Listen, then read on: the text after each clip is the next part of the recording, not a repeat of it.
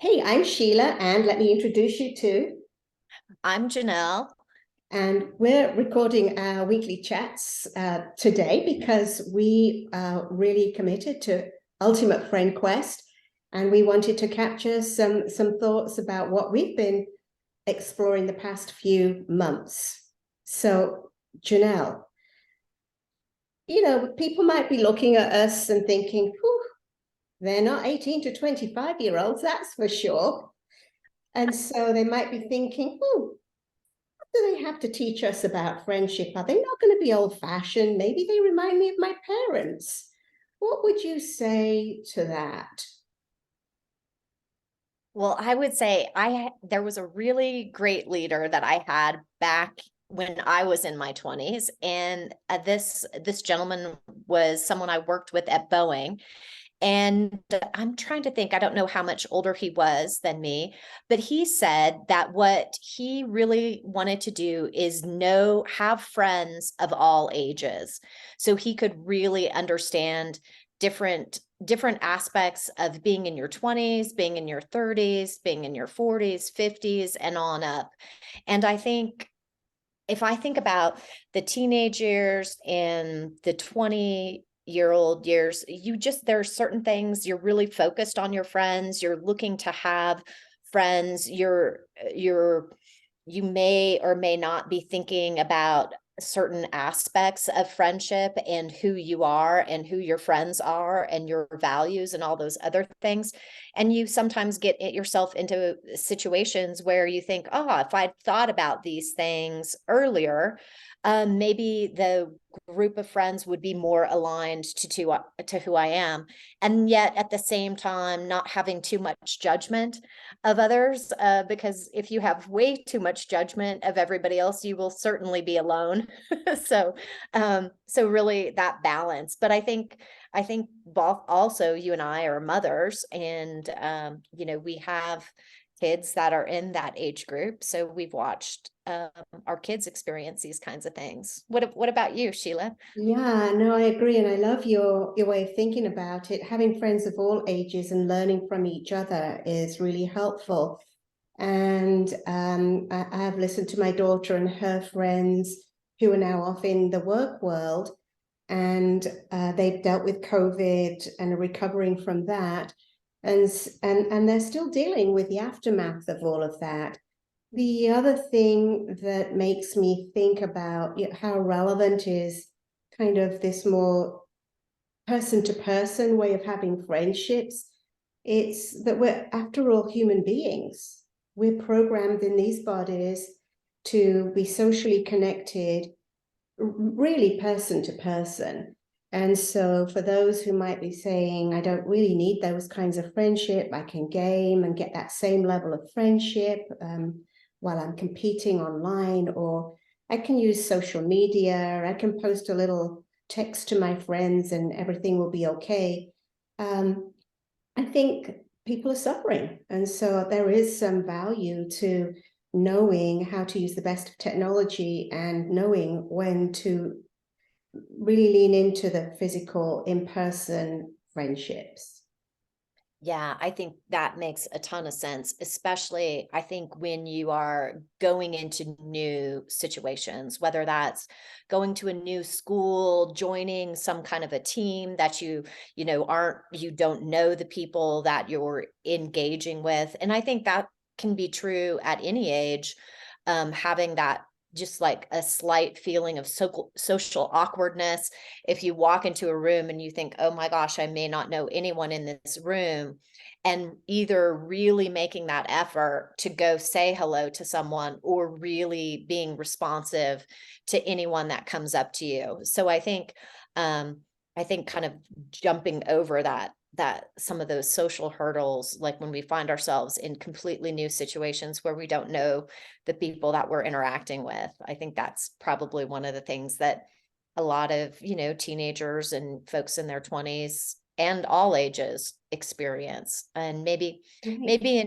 depending on what you're signing up for, right? Whether if you're really out there signing up for new things, or if you're going to a college where you literally don't know anyone, or a new school because your parents moved. So there's lots of, reasons we find ourselves in these kinds of situations. And having just moved from a really big city to a very small town, I had that experience a couple of years ago, where you need to actively be I needed to actively be reaching out in order to have a friend group. Yeah, you touch on something really important, Janelle, which is friends help us through transitions, and having those skills help us to gain the friends that are going to be supported in whatever phase of life we are. And wouldn't you say that friendship skills, emotional intelligence, communication skills, being able to navigate conflict, understanding who you are, understanding your values and your northern stars that guide you, what's important to you, all of those things translate to the business workplace. So friendship skills are good for a collegial relationships and getting stuff done at work. What would you say as an organizational psychologist and as an executive coach?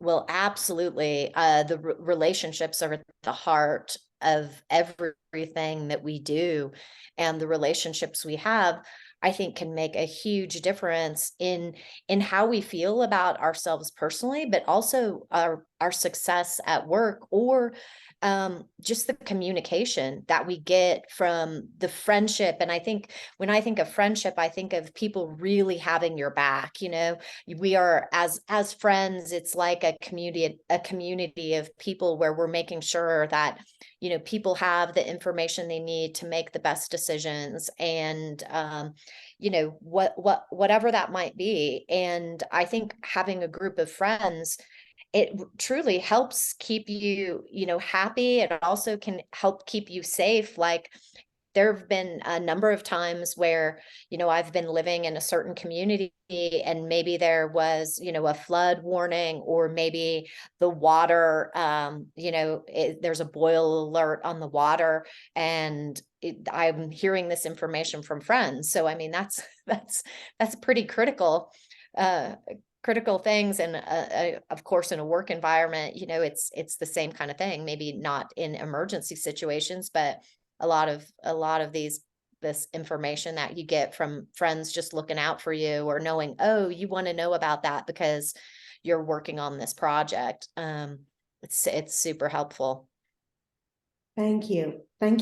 Well, you created a list of juicy questions, so we can dive into a few of them in our time today. So, how have friends helped you throughout your life, Janelle?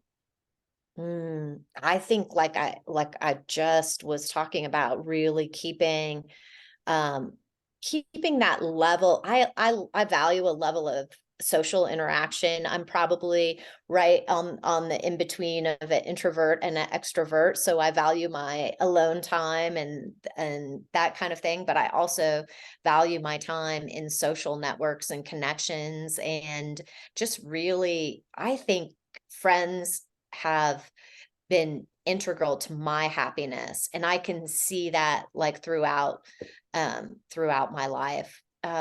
What about you? What comes to mind? Well, I can resonate with what you're saying, and I would say my close-in circle of friends who I've had for a long time now, emotional support during life's unexpected challenges, and knowing that they have my back, like you mentioned earlier. And also, I love learning from their different perspectives, their different talents. I've started going on more vacations with friends and doing things that I love, to hike in different national parks, and I get to know them in different ways. So they add a lot of fun, and it really contributes to my well-being, and being able to be more capable of handling the unexpected things that are not so great.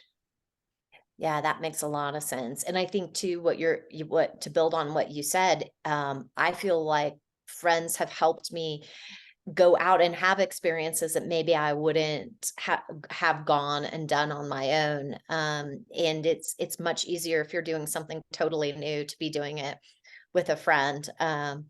So yeah, yeah, all those kinds of things. I know you and I have done some horseback riding courses. I know another friend and I attempted to do a salsa dance class. I just think these kinds of things that take you out of your comfort zone and really, really expand you because you get to know yourself. And it's just much more fun when you've got friends around. And then like you said, in the hard times, right? Being able to have that close circle of someone that you can call, like if you're just not feeling up to yourself. And you and I have done that, a number of times with each other and found ourselves sometimes in the exact same spot and deciding together, okay, this is what we're going to do to make sure we're healthy and happy and we can, really be grateful.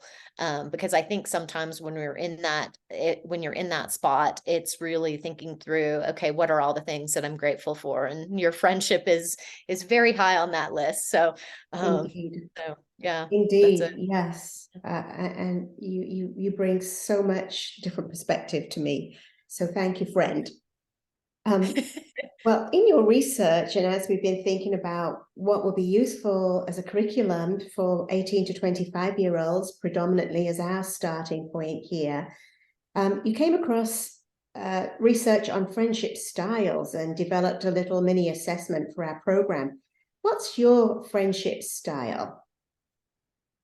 Yeah, so I have my friendship style assessment right here, and it was fascinating because my number one was the loyalist, which values deep and long-lasting friendships, prioritizes honesty and loyalty, and expects the same in return.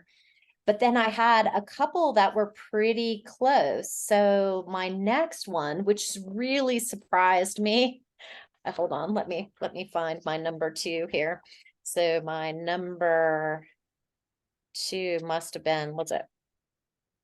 The lone wolf. Yes. No, my Oh, number two was the lone wolf, which really surprised me. But I thought, well, maybe that move from a big city to a small town, I'm doing a lot more kind of introverted kinds of activities. And then my number three was the intellectual type, which I do like to, read. And I loved my different experiences in high tech where I got to talk to all of these brilliant people, who maybe knew the latest research in quantum thinking or physics or right these kinds of subjects, or even right chat AI as we're going and to a totally new realm. But what about you? Tell me a little bit about, because I think we may share. yes, yes. I think I'm a loyalist through and through. And Okay. and so, so that makes sense to me now because loyalists, they're there for the long term with their friends, they feed their friendships in different ways. You and I have been friends since what, 98, about 99, late maybe. like Yeah. 2007 or something like that. Well, even earlier, because we Yeah, brought, right, when we were both on the board of different organizations and we're bringing a speaker back to the city we lived in. Yeah. yeah, so all of So a that is long good time. for those close in friendships and those people who've been with you through different phases of your life and have witnessed things and have, been there in open arms support. And I think I haven't got the assessment in front of me, but I think I'm kind of the adventurer type. So, Yeah. I Yeah. get bored easily. So what can we do different? And I remember taking you on that what Yeah. was it? Food, a Texas, Central Texas food walk. How can we find food and plants on our walks at Pedernales State Park? So that Right. would be my number two. Yeah, yeah, that makes a lot of sense. Because enjoying traveling and having new experiences, and then, like you said, being able to do those with friends, that makes a big, yeah, makes a big difference. So, So what might be the downside of us overusing our loyalist friendship mm, style?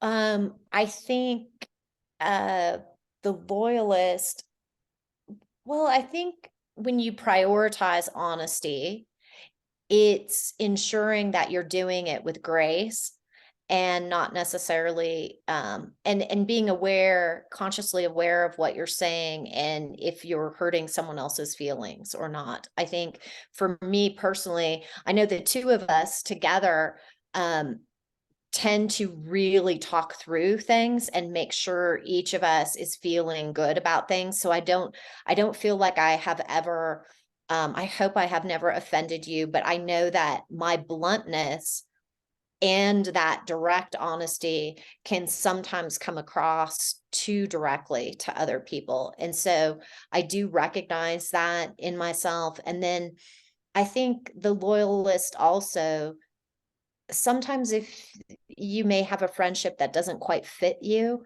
and you may be loyal even beyond the point that you should be loyal, because it's okay to realize you need to move on from a friendship if it's, if it's not like a reciprocal kind of relationship, or if there's just such a huge difference in values that, it's not doing anything for you, or you're not feeling good about it. So that's what I would think of overused. What about you? Yeah. What comes to Yeah. mind? Well, there's a part of me that could be lazy about developing new friends because, like, I've got my Mhm. friends I've had all my life, kind of a thing. And luckily for me, the adventurer type is number two. So I'm always out meeting new people. I've never met a stranger.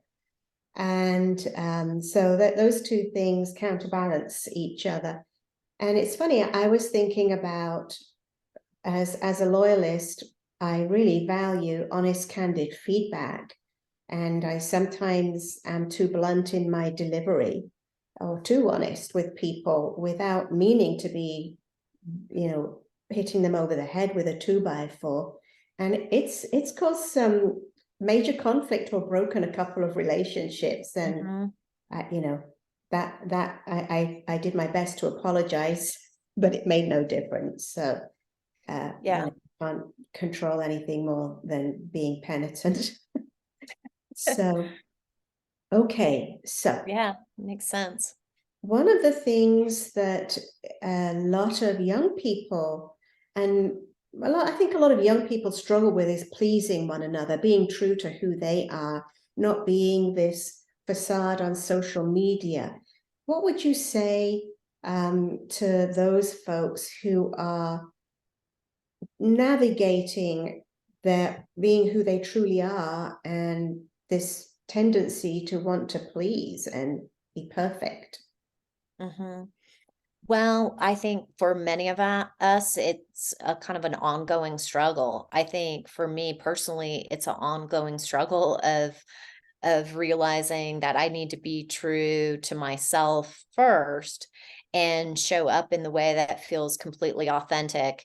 Um, and instead of being in what are other people thinking about this, or would I be embarrassed if I shared, something that was personal to me, or how, kind of over analyzing. There's, I think many of us have that over analyzing what we're doing, when quite frankly, if everybody is doing that, no one's really paying attention to each other. And so I think the big thing is to let go of some of those things and really just kind of be present in each moment. And I would say the times where I have taken that leap and shared things that were kind of near and dear to my heart and authentically who I am, when I have done that, in even the first few minutes of meeting someone else, it like instantly allows that friendship to deepen and bloom in a way.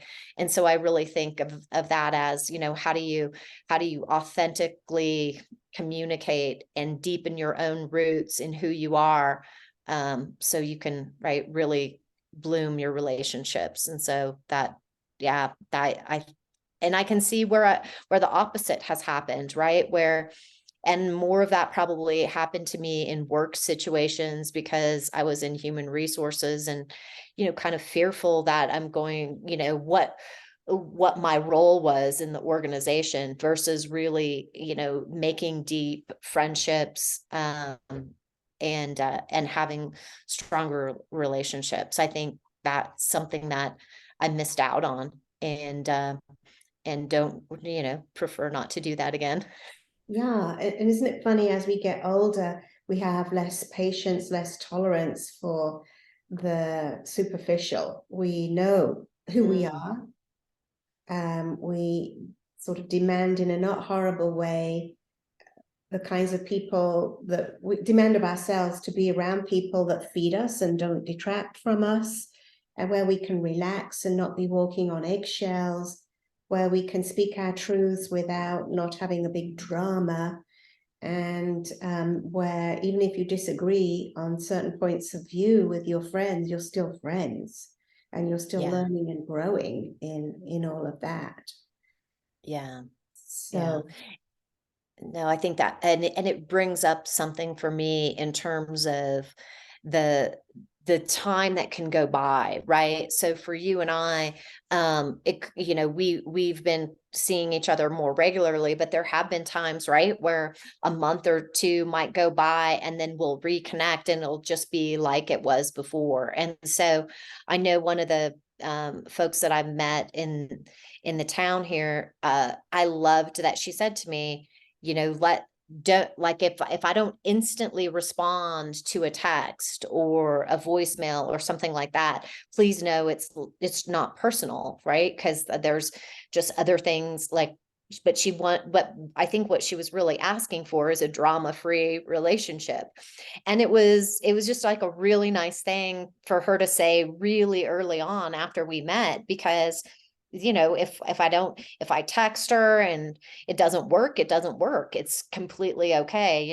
Like if we text and say, hey, you want to go on a hike, and it just doesn't work. It's not like I'm going to take that personally, and vice versa. So I think just kind of setting some of those things up of what your style is like and what you prefer, and what your expectations are, right, from friends. It kind of relieved the whole, because I think sometimes when we send texts, we expect an immediate response, whereas maybe email, maybe there's a 24-hour or 48-hour or something like that sort of expectation. yeah, and you touch on a really important point. It's about expectations of friendship, but also how technology and the leaking of speed and the use of technology from home life into work life, the quick get back to us, and then people making up stories about long waits, and that can be very toxic to ourselves and to relationships. And one of the things I've started experimenting with after COVID was to go a little bit slower, not to be answering my texts and emails from friends on a regular basis, because I'm of an era, let's say, when we used to handwrite letters, and it took time for that letter to get to where it was going and for somebody to reply. And so now I'm allowing, when friends from other countries get in touch with me via email, I'm kind of taking the timing of snail mail letters, and I'm going back to snail mail letters, showing people I care by sending them a gift or a card or a quote or something in the mail, because that's a little bit more something that you can appreciate and savor and hold in your hands. What are some ways you show care in your relationships?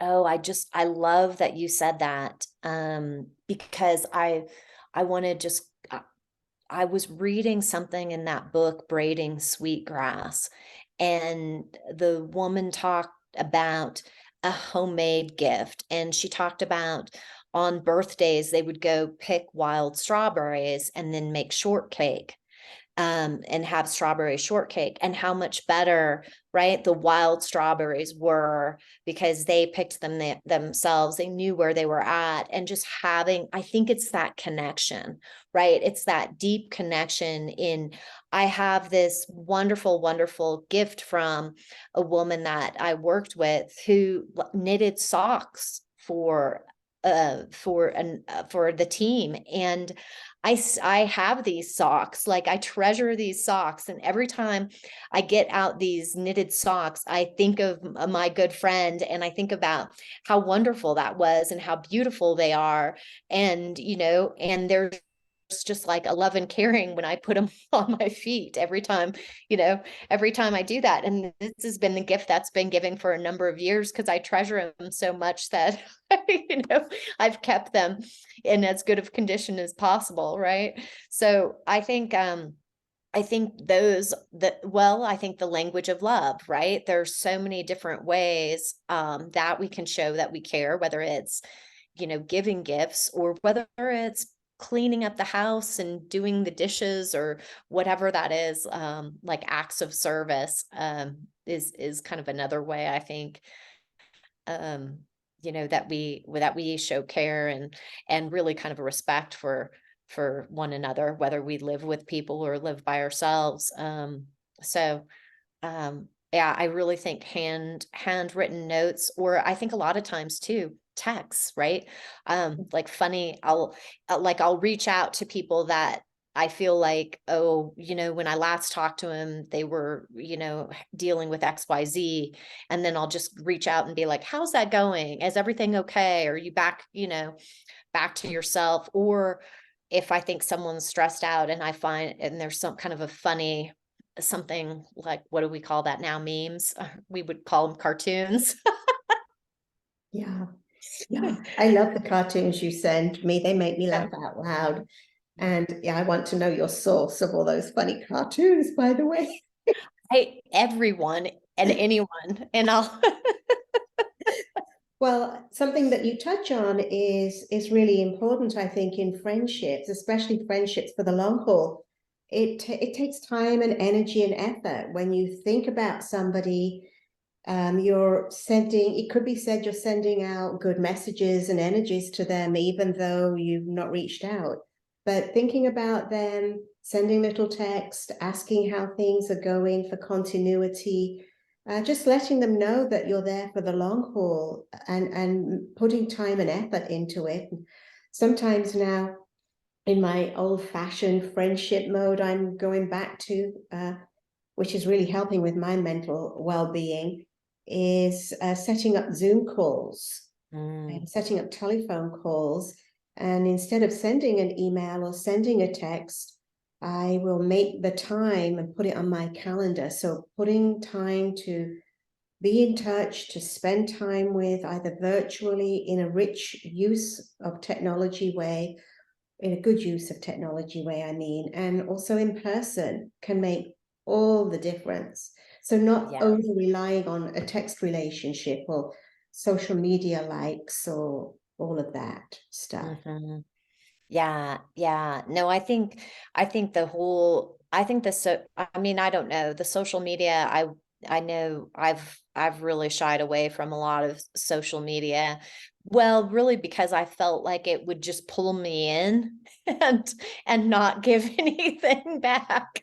So I might, get on some kind of a platform, and after a couple of hours and I've realized, oh my gosh, what have I been doing, and thinking about, how I really want to spend my time. So and I do think that's, I do think that might be different across generations, but I think the use of text and media to connect, I think there's a use for it, but I think there's also a use in this personal connection, right? Where it's Yeah. real time and present instead of like a video. There's like Marco Polo videos that I do with a group of friends. And that's a lot of fun because it's really the only way that like 7 or 8 of us can really keep in touch with one another based on schedule. So there's sometimes a time and place for things, but a real live connection is probably my favorite.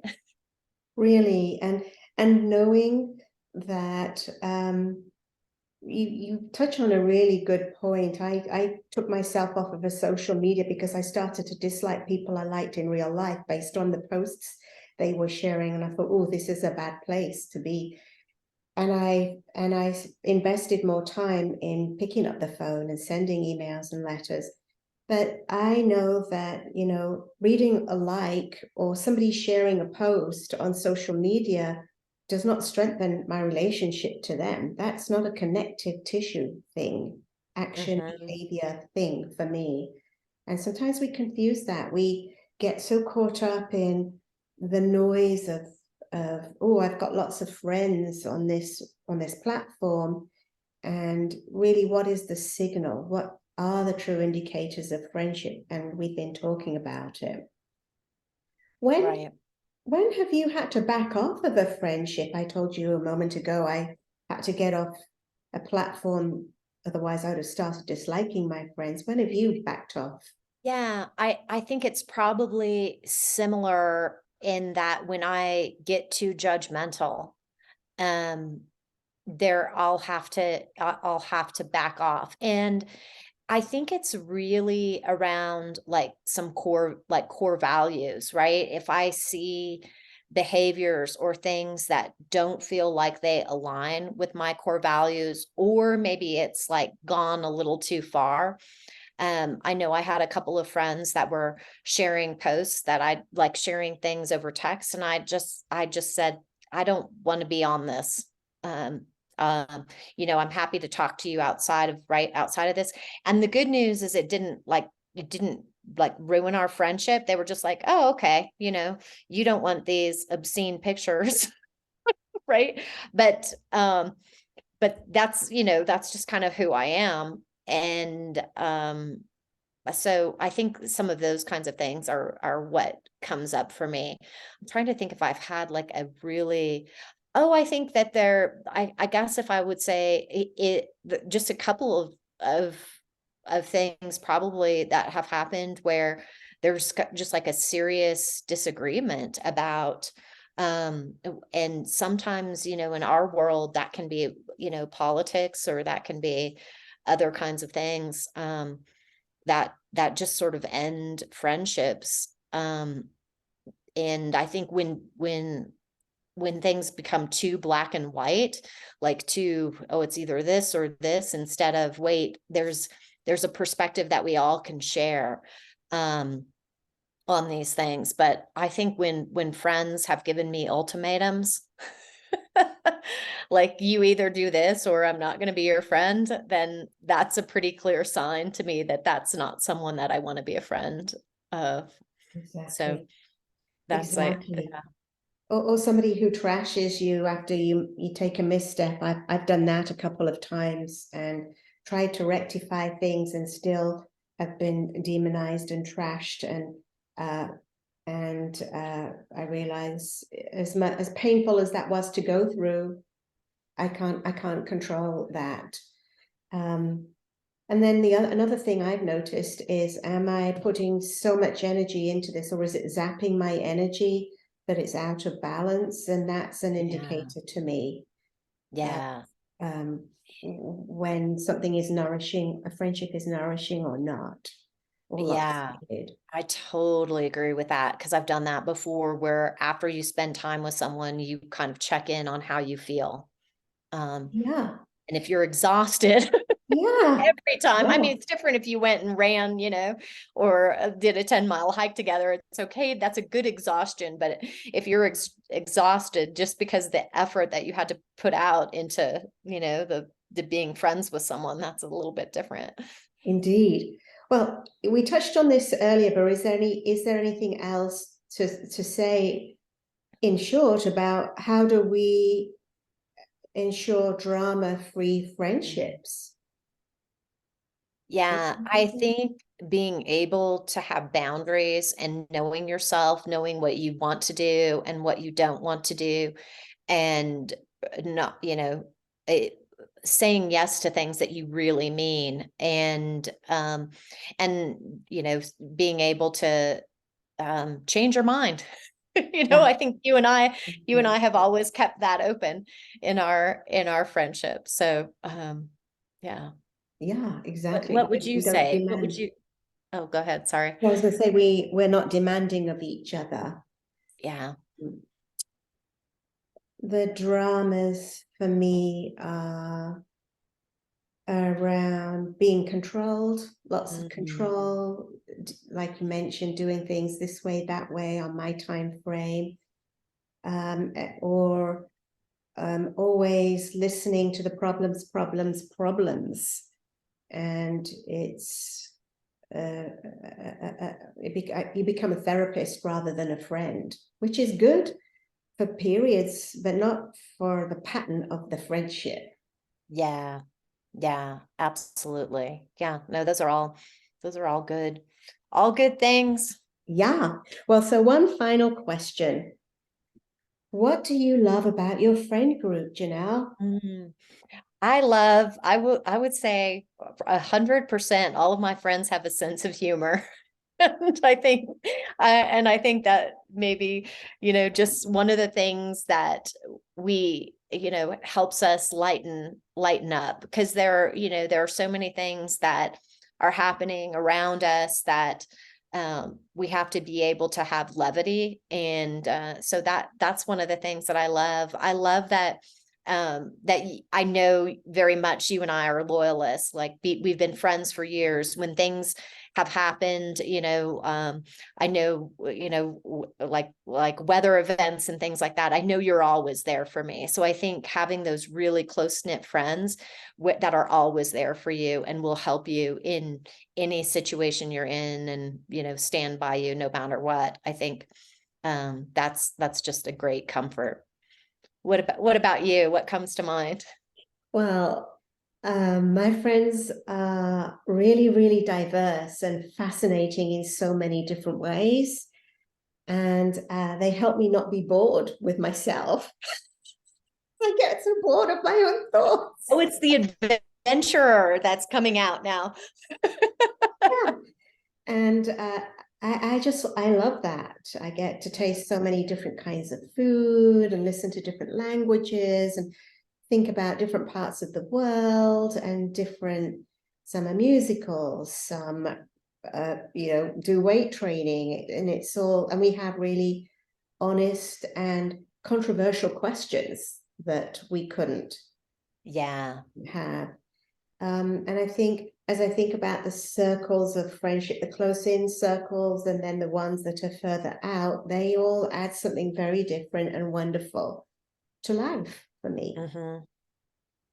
Yeah. Yeah. No, that makes a lot of sense. I am kind of thinking that in some of my, all the friends have different, right? Are each different in their own way. Like, some are very into health, and some are like, love, any kind of food that there is. It doesn't matter, right? So, or, just the different personalities of the friends.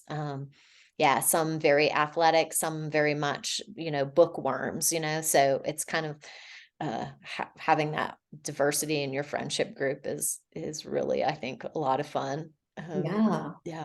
Yeah. Well, thanks so much for talking about friendships. Are there any parting Yes. words you would like to leave listeners No, who are wondering, should I check this Ultimate Friend Quest out? Should I tell somebody about it? What might you say, oh wise one?